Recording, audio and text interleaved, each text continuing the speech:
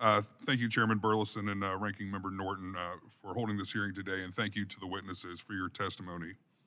As a third-generation business owner in the concrete industry, I know firsthand how important it is that our highways, roads, and bridges across the United States are safe for commuters, citizens, and businesses. With the upcoming Surface Transportation Reauthorization Bill, I want to ensure that we are passing common sense legislation that will fix our roads, ensure safety, and help the United States economy grow. Mr. Timon, in your testimony, I was interested to read about Georgia's initiatives that ensured that electrical vehicles paid their fair share into the Highway Trust Fund.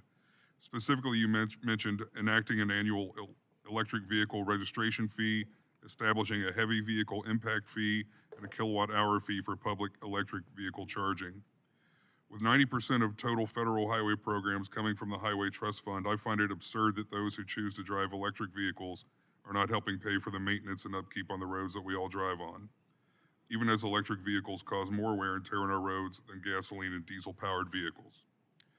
Mr. Timon, if Congress enacted Georgia's initiative on the federal level, would this help alleviate the Highway Trust Fund solvency issue?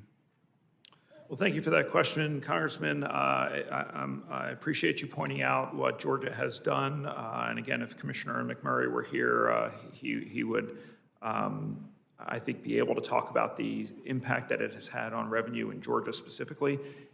Certainly, as electric vehicles grow as a percentage of the fleet in the future, we're going to need to find a way to have them pay into the system from a user fee standpoint. Right now, the Highway Trust Fund is supported primarily by the gas tax, which is a proxy for use on our nation's transportation system.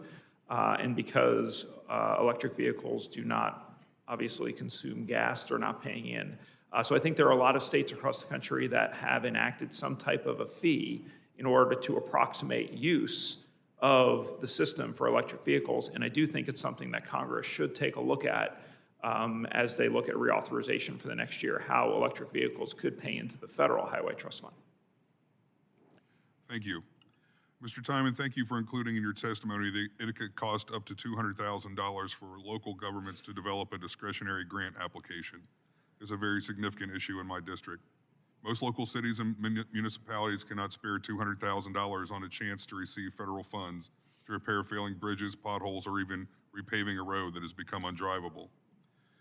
Even worse, according to your testimony, it took the city of Athens, Georgia, 2 years to receive funding after it was awarded to them. 2 years is unacceptable to rural communities who drastically need funding to repair or build infrastructure. I'll open this question up to the whole panel. What specific actions need to be taken by Congress to ensure awardees receive their funds in under a year, especially our rural communities that cannot afford a full-time grant writer?